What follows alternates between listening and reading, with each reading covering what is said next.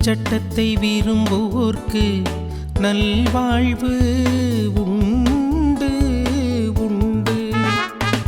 உமது திருச்சட்டத்தை விரும்புவோர்க்கு நல்வாழ்வு உண்டு உண்டு.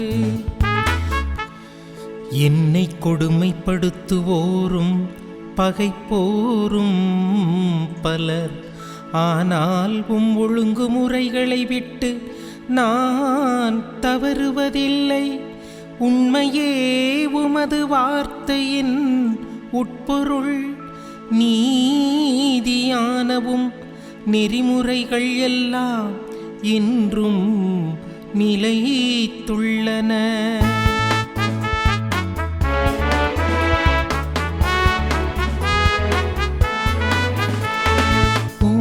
திருச்சட்டத்தை விரும்புவோர்க்கு நல்வாழ்வு உண்டு உண்டு. உமது திருச்சட்டத்தை விரும்புவோர்க்கு நல்வாழ்வு உண்டு உண்டு. இயேசுவில் பிரியமான சகோதர சகோதரிகளே, மாதா தொலைக்காட்சியின் நண்பர்களே, உங்கள் அனைவருக்கும் இனிய வணக்கம்.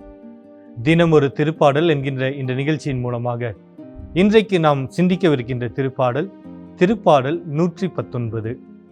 இது நாம் அனைவருக்கும் தெரிந்தாற்போல் திருப்பாடல்களில் மிக பெரிய ஒரு திருப்பாடலாய் நாம் இதனை பார்க்கின்றோம்.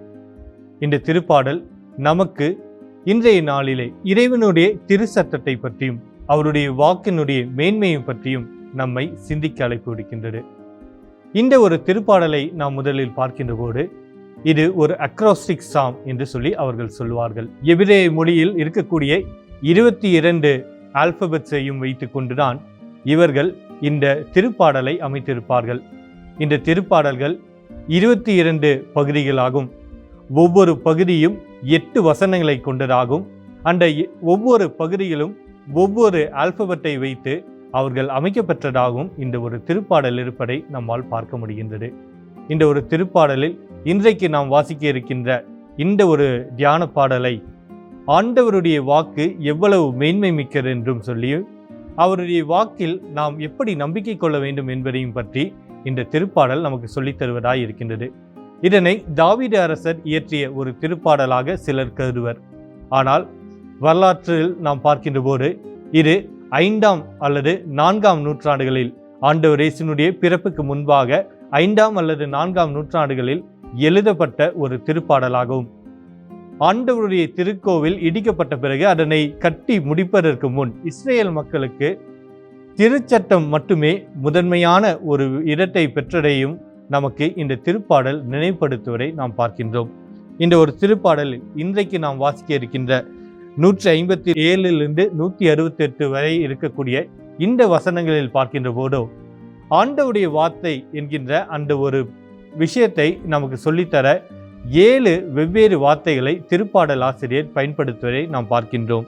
உதாரணத்துக்கு திருச்சட்டம், ஒழுங்குமுறைகள், வார்த்தை, நெறிமுறைகள், உமது வாக்கு, கட்டளைகள், நியமங்கள் என்று சொல்லி ஆண்டவருடைய வாக்கை பிரதிபலிக்க இத்தனை வார்த்தைகளை பயன்படுத்தி இருக்கின்றார் நம்முடைய திருப்பாடல் ஆசிரியர்.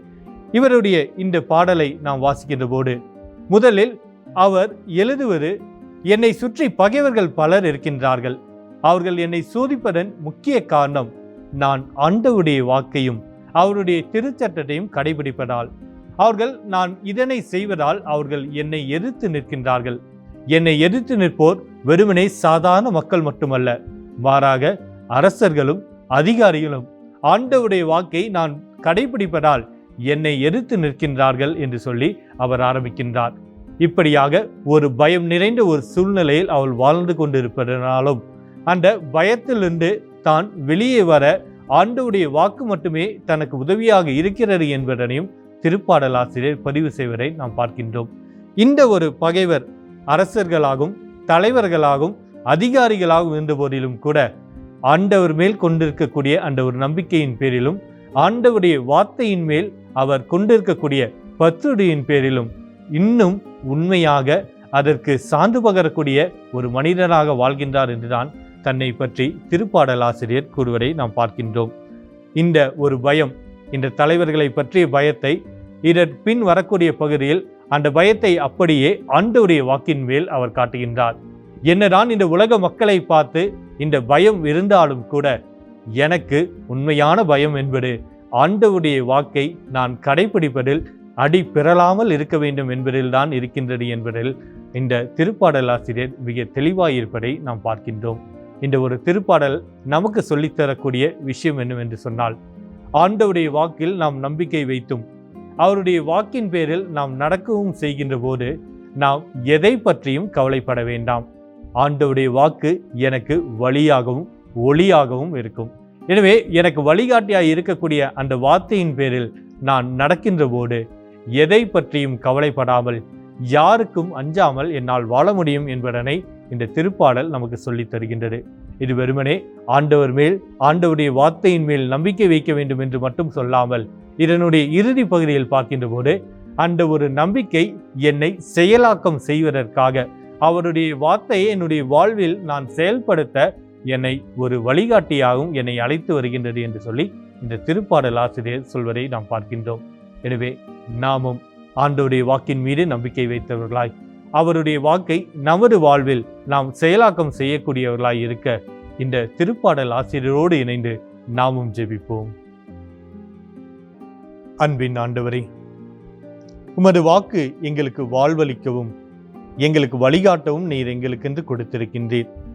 அந்த வாக்கை எங்களுடைய வாழ்வில் நாங்கள் கடைபிடிக்கவும் அதன் மூலமாக நாங்கள் வாழவும் நீர் எங்களை வழி நடத்துவீராக. எங்கள் ஆண்டவராகிய கிறிஸ்து வழியாக உம்மை மன்றாடுகின்றோம். ஆமீன்.